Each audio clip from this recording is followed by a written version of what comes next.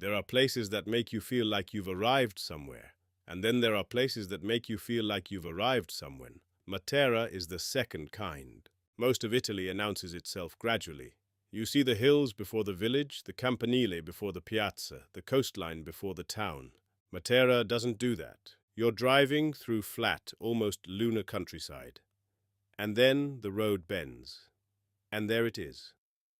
An entire city carved into the side of a gorge.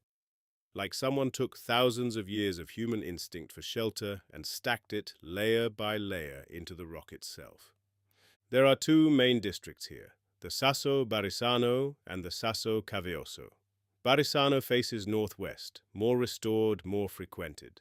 Cavioso faces the ravine directly, the Gravina Gorge, and it's where the age of the city feels most concentrated. In 1952, the Italian Parliament passed a law. Within the decade, 15,000 people were to be relocated from the Sassi to new housing blocks on the plateau above.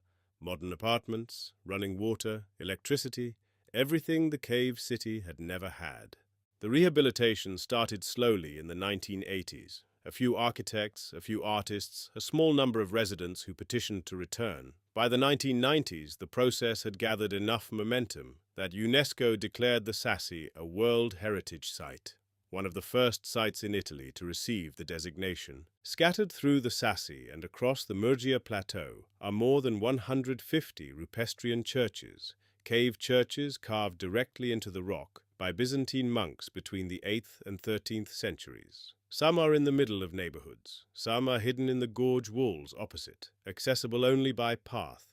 There's a specific hour in Matera, just before sunset, when the light hits the stone at the exact angle that turns it the color of warm bread, when it becomes genuinely difficult to believe you're in the 21st century. Not because nothing modern is visible, you can see the satellite dishes and the parked cars, but the stone absorbs the light the same way it always has. The shadows fall the same way they've fallen for 9,000 years. And the quality of the silence, that particular early evening quiet when the day visitors have returned to their hotels and the night hasn't fully arrived yet, feels borrowed from a time that has no name.